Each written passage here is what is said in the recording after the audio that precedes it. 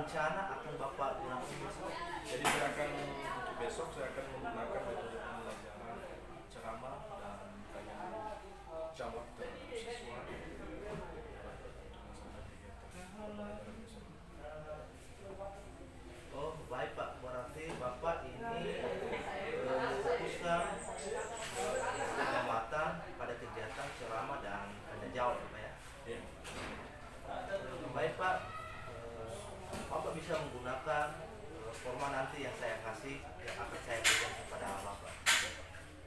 Oke Pak, mungkin itu saja dulu percakapan kita hari ini.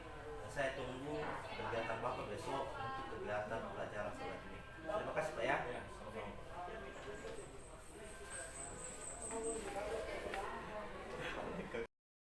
Oke. Baik, selamat siang anak-anak kami. Siang Pak. Apa kabar? Sehat. Iman gimana? Sehat ya? Baik, pada saat ini kita akan masuk tentang mata pelajaran kita yang biasa kita masuk pada jadwal.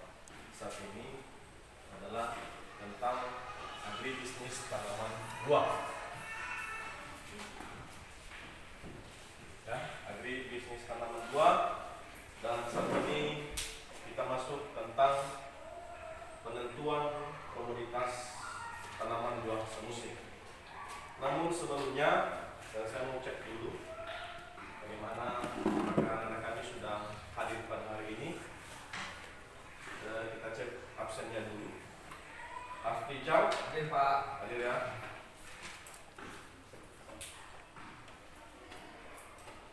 Deki Hadir Pak. ya. Kancing bajunya di ya. Deki hadir ya. Ya. Poi Manzai Hadir Pak. hadir. Mersin Hadir Pak. Nardila Hadir Pak. Nabila, Rita Kurnia Zega, hadir. Sadari Zega. Oke, berarti hadir semua. Ya. Kita bersyukur dulu karena kita semua hadir pada saat ini. Nah, kita langsung pada materi penentuan komoditas tanaman buah semusim. Ya. Penentuan komoditas tanaman buah semusim. Jadi kenapa kita harus belajar tentang ini? Karena tidak semua tempat cocok dengan satu jenis atau varietas tanaman, dan tidak semua jenis varietas tanaman cocok dengan semua tempat. Maka tujuan pembelajaran kita pada saat ini ya, yaitu supaya peserta didik mampu ya, melaksanakan penentuan komoditas tanaman buah yang akan disesuaikan sesuai dengan standar industri buah. Kan pelajaran kita kan agribisnis ya, usaha. Ya, usaha. Jadi anak-anak kami nanti karena kita berbicara masalah buah, maka dengan kita mempelajari ini nanti anak-anak kami tahu ya, apa yang cocok di daerah kita ini. Ya, tanaman buah semusim apa yang cocok ditanam di daerah kita, yang cocok diusahakan di daerah kita. Karena begini, karena kita berbicara agribisnis ini, maka biaya produksi itu harus lebih kecil daripada untung yang kita dapatkan ya? Karena kita berbicara masalah usaha. Makanya dari awal kita belajar agribisnis ini, kita dulu harus tahu ya, harus bisa menentukan tanaman yang cocok dengan apa yang akan kita tanam sesuai dengan keadaan real, aspek nanti ya, aspek real, aspek teknis dan juga keadaan pasar begitu. Nah, itu yang akan kita pelajari pada saat ini. Ingat, untuk agribisnis tanaman buah ini ya, karena kan kemarin Bapak sudah jelaskan bahwa tanaman buah itu ada tanaman buah tahunan, ada tanaman buah semusim. Nah, kita fokus terhadap penentuan komoditas tanaman buah semusim ya. Tanaman buah semusim ini hanya sekali panen kita dapatkan hasilnya. Kalau tanaman tahunan seperti durian kan dia bisa hidup berkali-kali dan berbuah berkali-kali. Hidup sekali tapi berbuah berkali-kali kan begitu. Jadi itu tanaman tahunan ya, seperti rambutan seperti ini. Tapi yang kita fokus pada saat ini adalah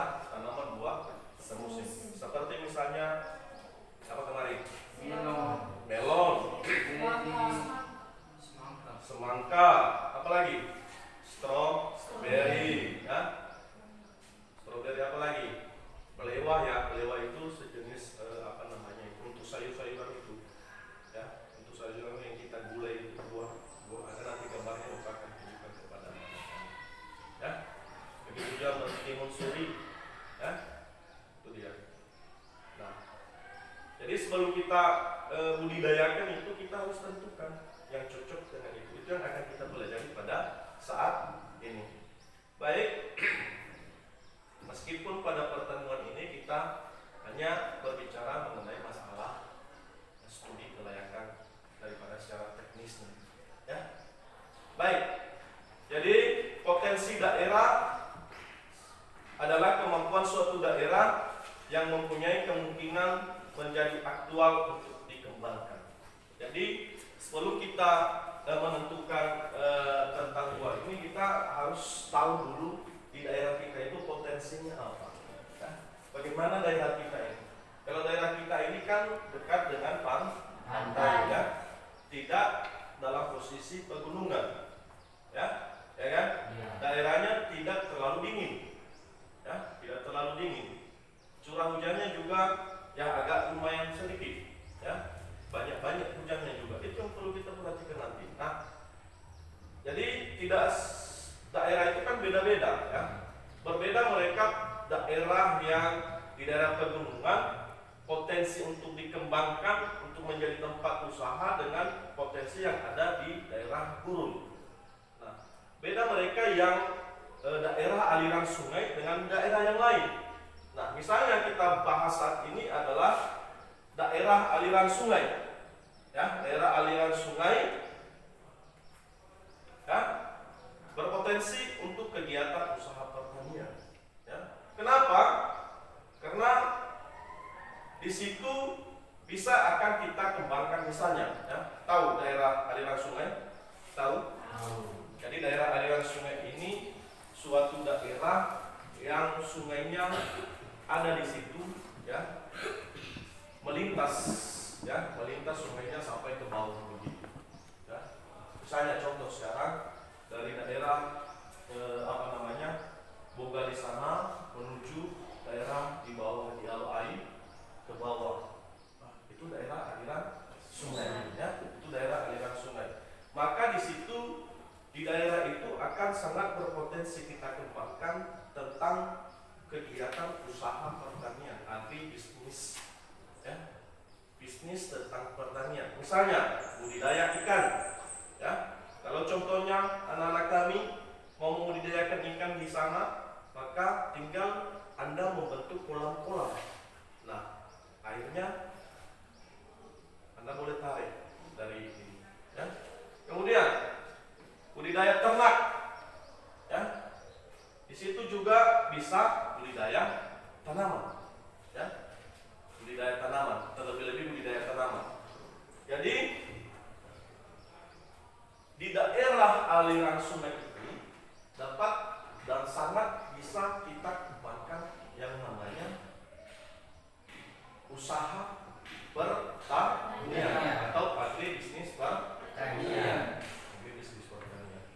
Itu salah satu contoh, artinya di situ bahwa di daerah aliran sungai itu sangat mempunyai potensi untuk dikembangkan terlebih khusus untuk agribisnis atau usaha pertanian. Kenapa?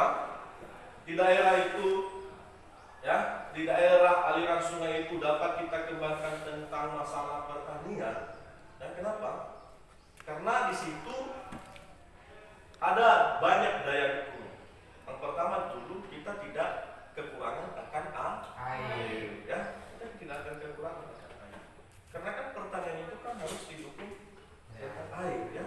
Kalau tidak ada air, pertanian tidak akan bisa dikembangkan, ya. Kedua, daya dukungnya adalah iklim, ya. Iklim, bagaimana suhunya di situ, ya, bagaimana kelembabannya, ya, panjang penyinaran dan juga curah hujan, ya. Kalau tidak ada hujan-hujannya juga, maka tidak bagus untuk daerah untuk usaha pertanian, ya.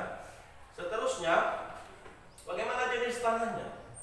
Kalau di das itu daerah aliran sungai itu kan sangat bagus, karena kan biasanya itu kalau banjir akan ada lumpur-lumpur baru di situ, dan itu adalah yang membuat tanah itu akan menjadi subur begitu, ya. Itu Itu dia.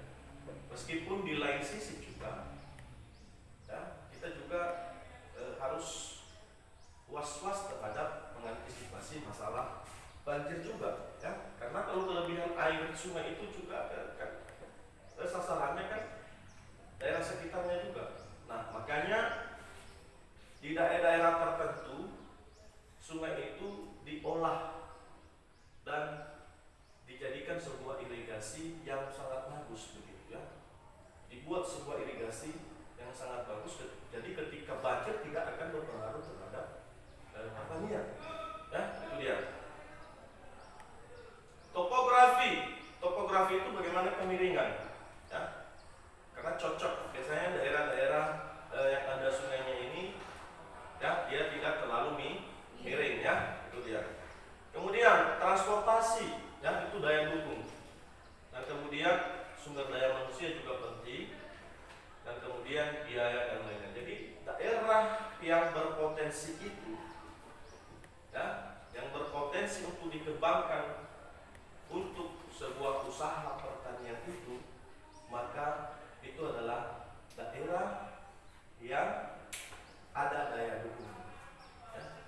Jadi anak-anak kami, meskipun misalnya sudah kita tahu ada daya dukungnya, maka sebagai seorang pengusaha yang bergerak di bidang pertanian perlu dianalisis masalah kelayakan, ya. Perlu dianalisis suatu, kita sudah tahu itu ada potensi daerah ini, daerah Botolaka ini untuk daerah pertanian. Tetapi bagi seorang pengusaha, dia seharusnya melakukan analisis masalah kelayakan.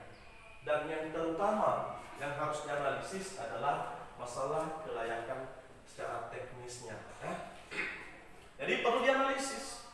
Menganalisis ini mencari tahu, ya, apakah daerah misalnya Arabo itu bagus tidak tentang pertaniannya, ya. Apa yang utama selain pasar, selain hukum, nanti selain apa semuanya, tapi yang harus dianalisis yang utamanya sekali adalah berbicara tentang masalah teknis, ya, kelayakan teknis, ya. Kelayakan teknis itu kelayakan yang real, ya, kelayakan atau keadaan real di lapangan, ya. Nah, bahasa Kedah apa namanya itu hadiah satu apa namanya keadaan yang benar-benar di lapangan itu, ya. Itu dia. Bukan hanya atas laporan saja, tetapi seorang pengusaha harus mampu, ya. Yang pertama dalam hal teknis ini kita harus mengecek tentang masalah lokasi, ya. Misalnya si Rita mau membuat, ada satu rencananya untuk membuat sebuah usaha agribisnis pertanian, khusus pertanian tanaman buah. Maka tentu dia harus berpikir lokasinya dulu di mana, ya. Maka di dalam benaknya, karena dia punya tanah di situ, maka dia pilih misalnya di Arame, misalnya tanahnya ada di situ. Nah, apa yang perlu diapakan di lokasi itu, ya? Diperhatikan, dianalisis di situ, ya. Di Arame di sebelah mananya sekarang, ya? Apakah mudah dekat dengan transportasi? Misalnya kalau dia mau menanam tanaman buah, ya? Bagaimana kalau dia menanam tanaman buah? Maka di situ kalau misalnya dia punya banyak hasilnya kan harus diangkut. Nah, kalau transportasinya tidak bagus bagaimana? Ya, kalau transportasinya atau jalan menuju ke dalam apa itu, ya, ke dalam lahan itu tidak ada, maka bagaimana? Nah, tentu itu yang harus dianalisis. Kalau tidak, maka seorang pengusaha itu harus mampu membuka jalan untuk bisa masuk dari jalan besar ke lahan, begitu, ya. Itu yang harus dianalisis. Dan untuk mengantisipasi biaya yang sangat besar, alangkah baiknya, ya, sebuah lahan atau lokasi tempat kita melakukan agribisnis itu harus di tempat yang dekat dengan jalan, ya. Itu dia, ya, mengenai masalah lokasi, itu dia. Kemudian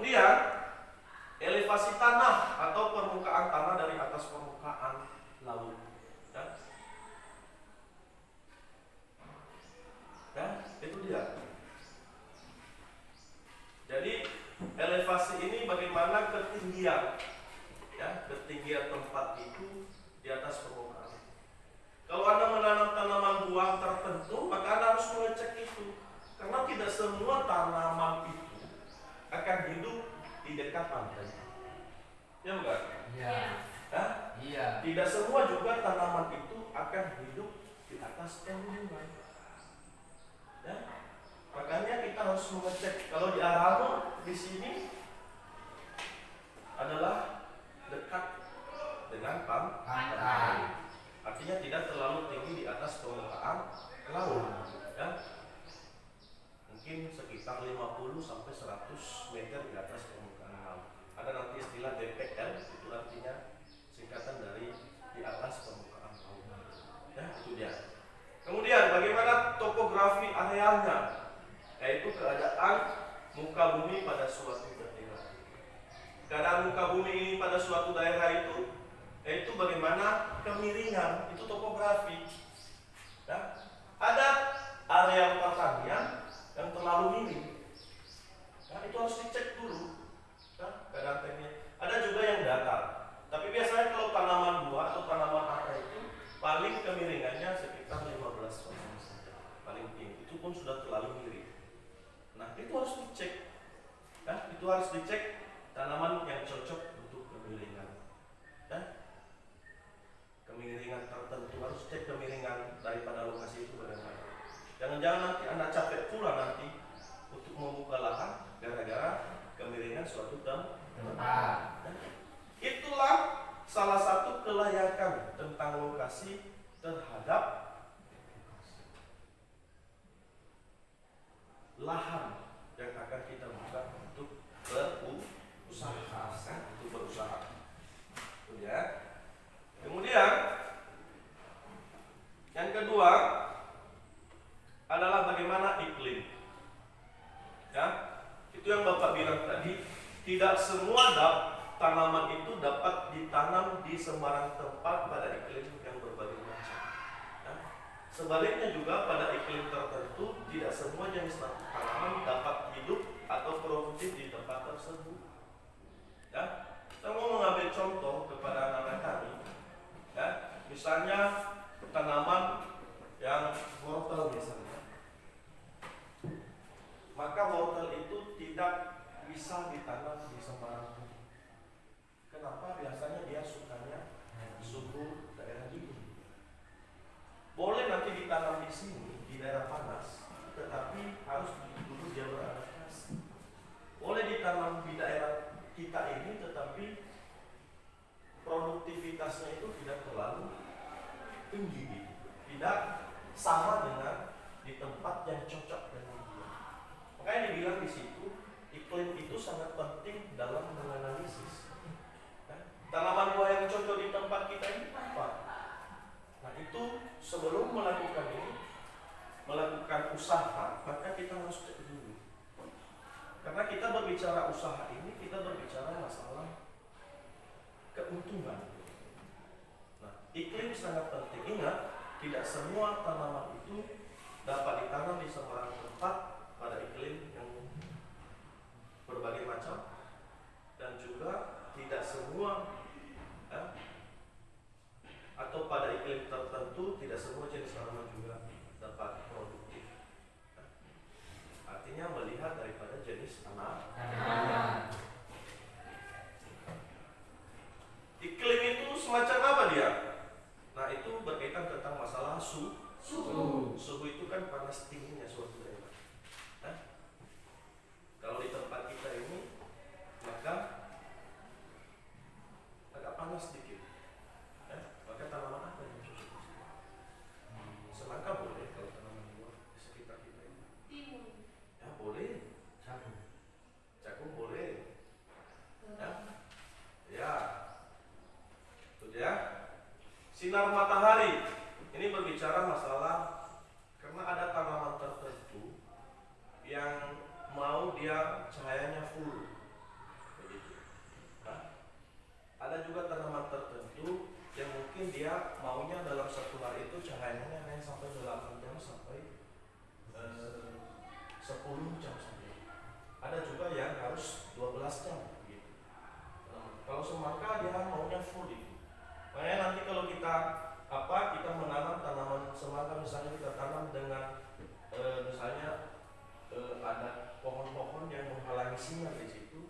akan terganggu pertumbuhan.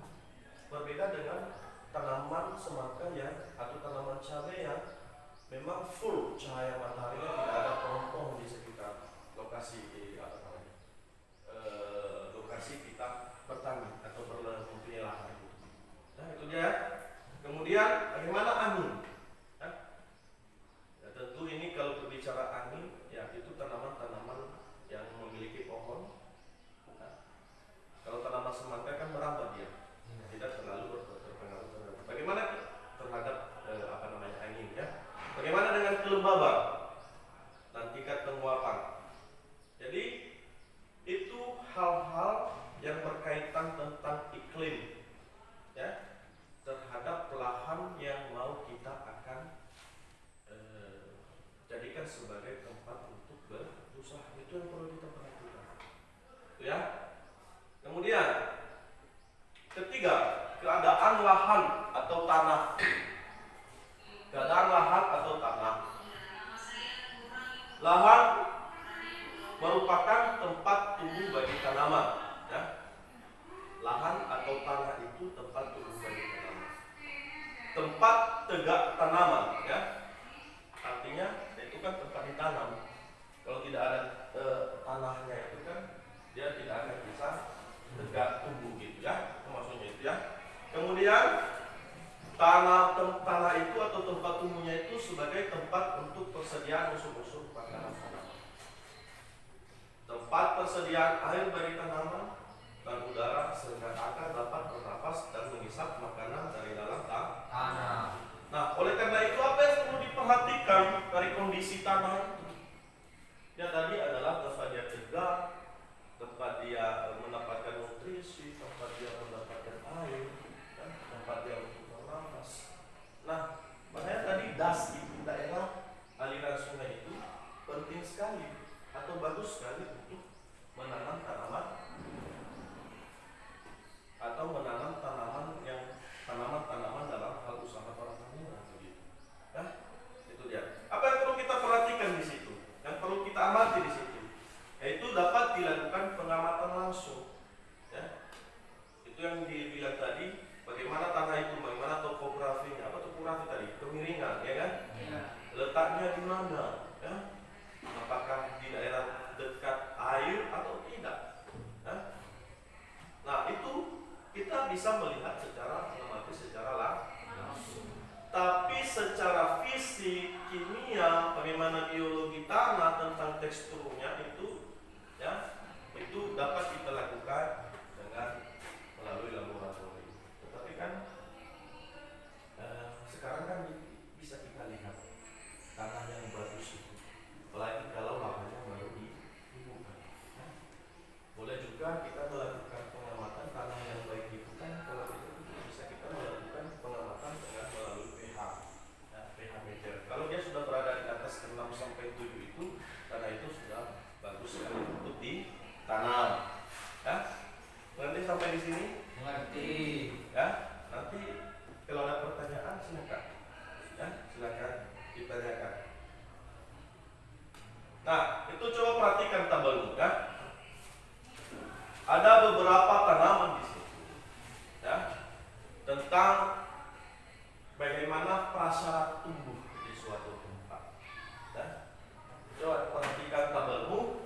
Di situ bagaimana iklim, bagaimana media tanah, bagaimana ketinggian tempat.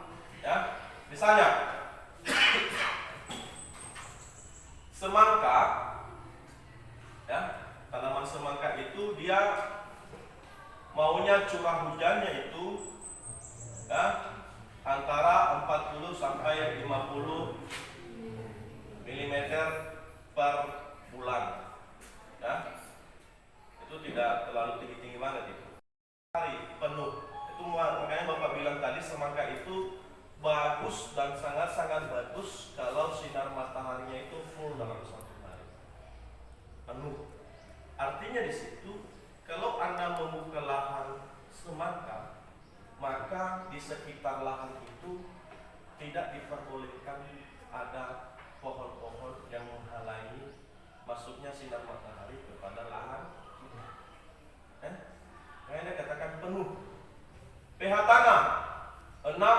sampai 6,7. Nah, ini berbicara tentang media tanah ini ya.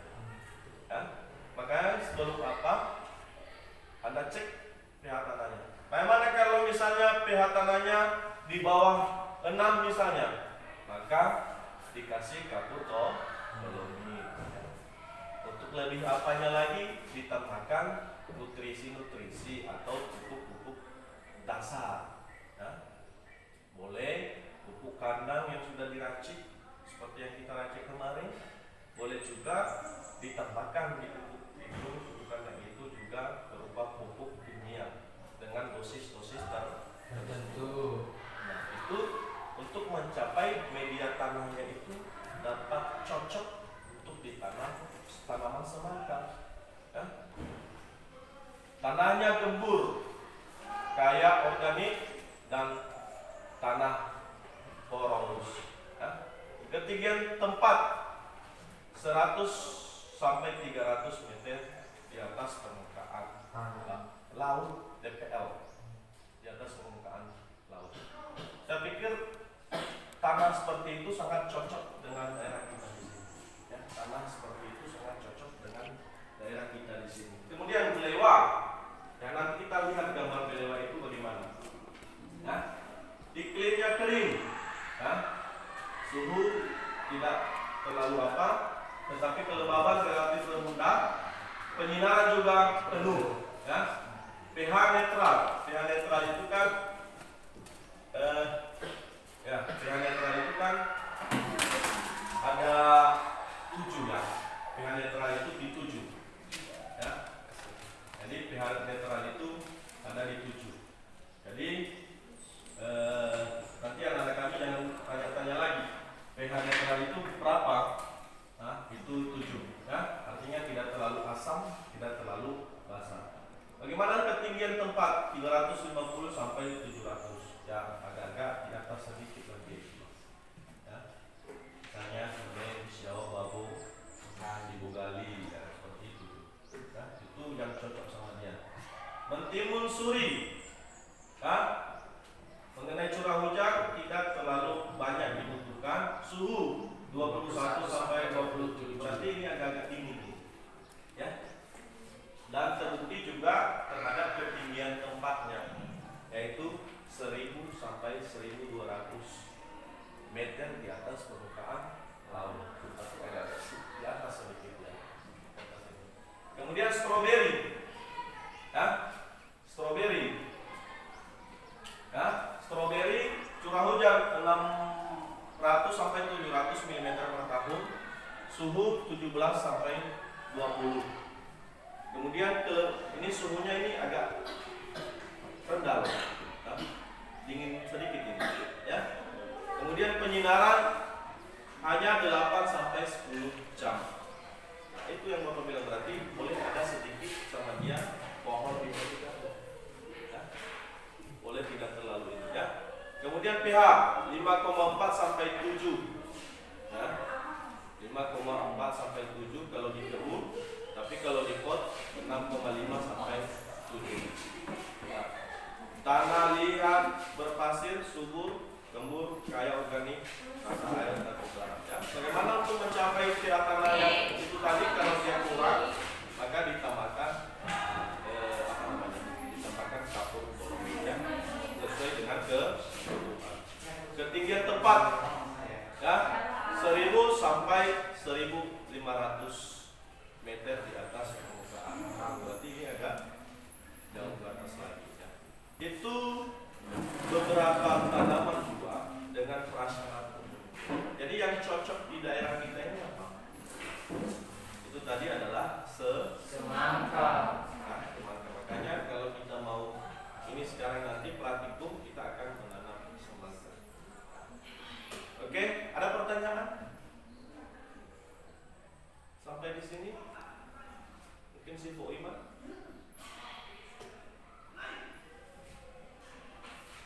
Ya, mungkin ada nanti. Kita tebak-tebak buah dulu. Ya, kita tebak-tebak buah dulu. Ya, tentu kita sudah belajar tentang beberapa tanamannya. Tanaman tadi, tanaman buah tadi, maka kita tebak-tebak dulu. Supaya anak-anak kami juga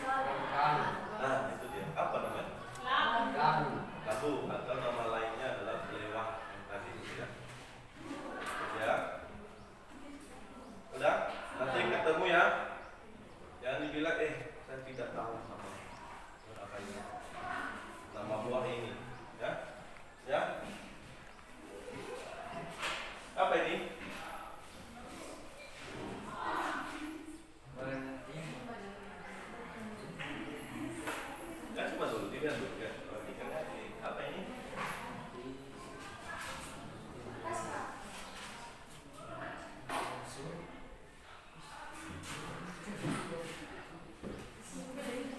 Ya,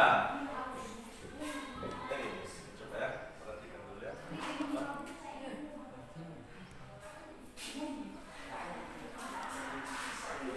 Ya, mentimun su, ya. Nanti agak beda dengan mentimun biasa ya. Yang besar ya. Ya. Dan yang terakhir apa? Strawberry. Strawberry. Tapi kalau strawberry ini sering Anda beli ya. Nah, biasanya ada di pasar itu. Nah, biasanya kalau yang tahu banget kita itu artinya kita ketemu setiap hari ya. Kita menjadi favorit kita setiap hari dan mudah kita dapatkan. Nah, oke.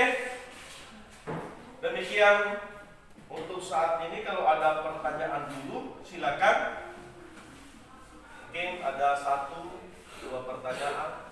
Tidak perlu lagi Bapak sebutkan. Ya, namanya apa gitu. Ya, biar pembelajaran kita pada hari ini dapat berjalan dengan baik. Tapi kalau tidak ada, berarti ya saya anggap mengerti sekali kalian, ya kan? Tapi kalau ada juga, ada baiknya diberikan atau berupa tanggapan untuk bagaimana tentang kelayakan tertulis sebelum kita melakukan debat-debat. Begitu.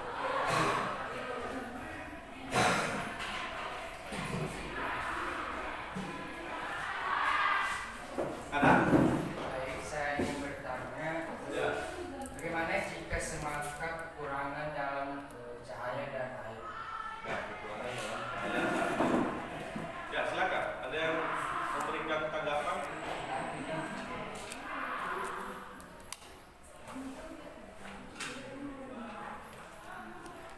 Ada? Kalau tidak ada, maka Bapak akan memberikan penjelasan. Ya, bagaimana kalau semangka itu kurang ya, dalam hal penyinaran sinar matahari terbuka. Jadi, anak-anak kami pernah melakukan praktikum di suatu tempat, di suatu lahan.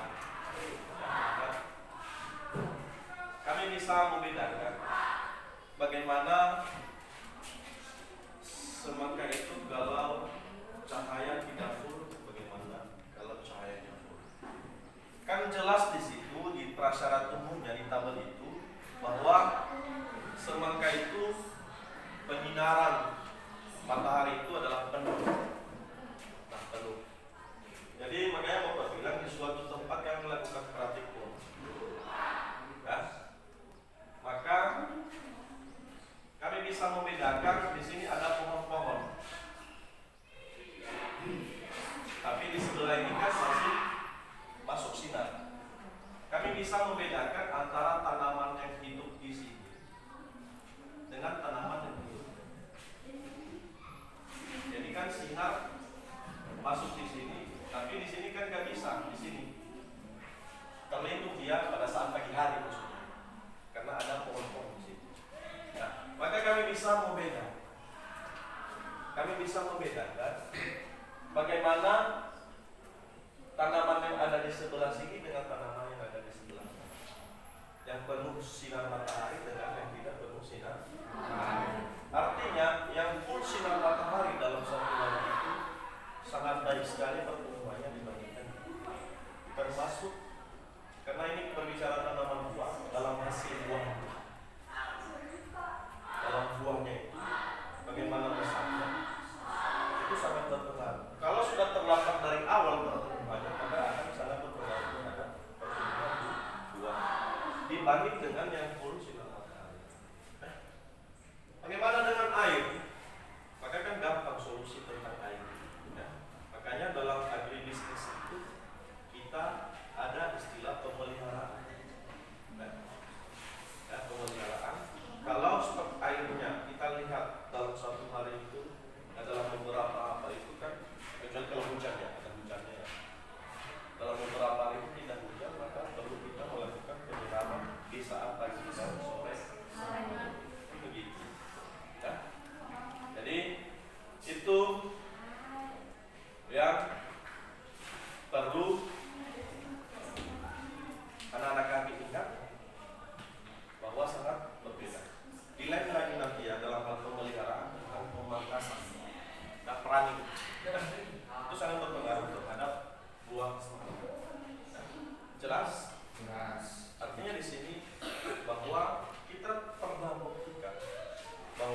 tanaman semangka yang full masuk cahaya terhadap tubuhnya itu setiap dalam 12 jam itu masuk situ, sangat berbeda pertumbuhannya dengan tanaman yang cahayanya tidak full. Nah, cahayanya tidak penuh, sangat berbeda. Itu jawaban dari kami. Ada lagi? Sedikit. Gak ada ya? Nah, baik, oleh karena itu kita briefing atau apa namanya itu ya, tebak-tebakan dulu. Saya punya titik-titik di sini, ya. Bentuk angka 70 dengan 5 garis lurus. Ada 5, tidak lebih. Ya. Saya ada ini 1, 2, 3.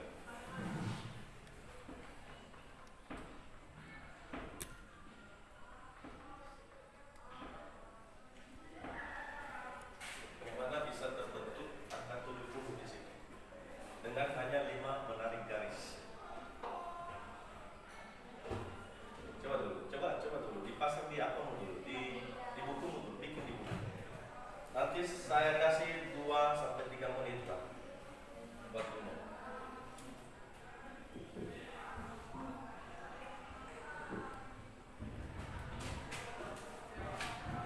Ada 9 titik kan?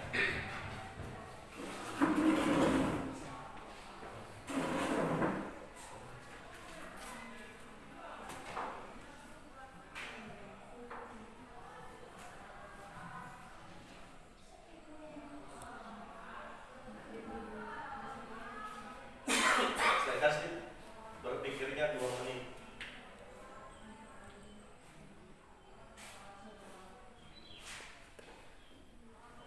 Hanya 5 ditarik garisnya ya, hanya 5.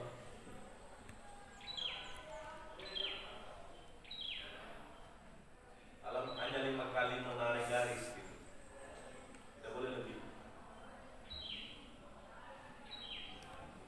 Terus cara menariknya juga harus bersambung.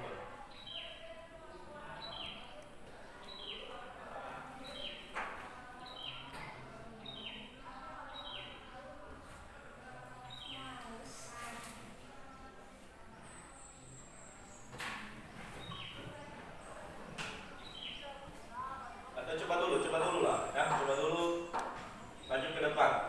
Satu orang dulu, siapa?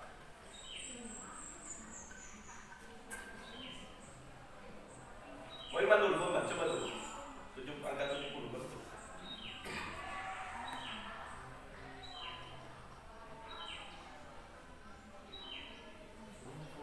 Moiman ke depan, bentuk saja. Salah pun tidak jadi masalah.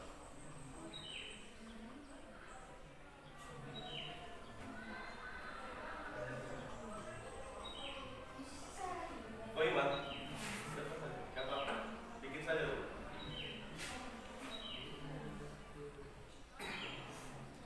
Atau si Deki, ayo, bikin. Coba saja, salah pun tidak masalah. Ya. Bentuk angka 70 dengan 5 garis lurus.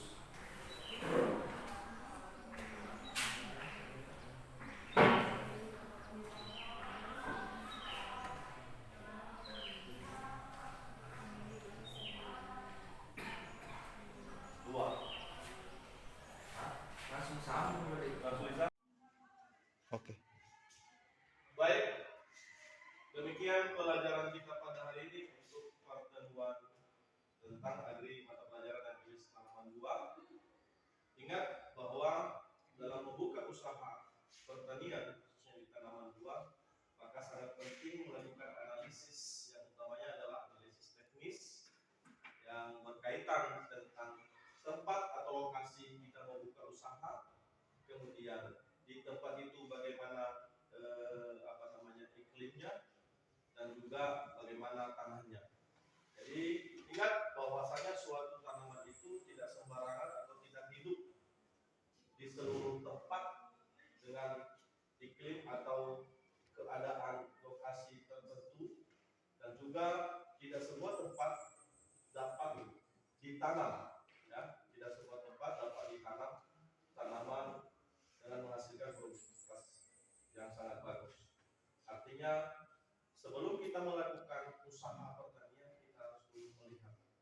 tanaman apa yang cocok untuk ditanam di situ. Jadi termasuk juga di usaha tanaman buah. Demikian saya ucapkan selamat siang. Ya Om. Oke, selamat siang Pak Gea. Bagaimana kesan Bapak setelah melaksanakan pembelajaran untuk hari ini? Baik Pak, pembelajaran berjalan dengan lancar dan siswa terlihat antusias mengikuti pembelajaran yang saya lakukan. Oke, saya juga melihat siswa terlihat antusias. Bapak telah menggunakan metode pembelajaran yang tepat, di mana metodenya adalah ceramah dan tanya jawab. Baik Pak, terima kasih. Oke, Bapak bisa melihat hasil pengamatan saya. Saya melihat ada beberapa hal yang bisa Bapak tingkatkan. Terima kasih Pak atas umpan balik yang positif. Saya sangat senang. Kira-kira apa saja Pak yang bisa harus ditingkatkan dalam pembelajaran yang akan saya lakukan ke depan? Pertama Bapak bisa memberikan waktu untuk anak-anak diskusi kelompok.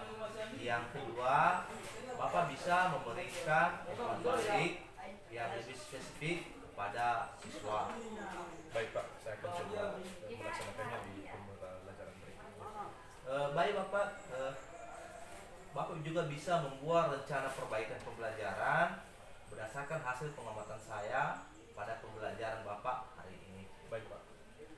Oke Pak, saya berharap pembelajaran selanjutnya dapat menjadi lebih efektif lagi.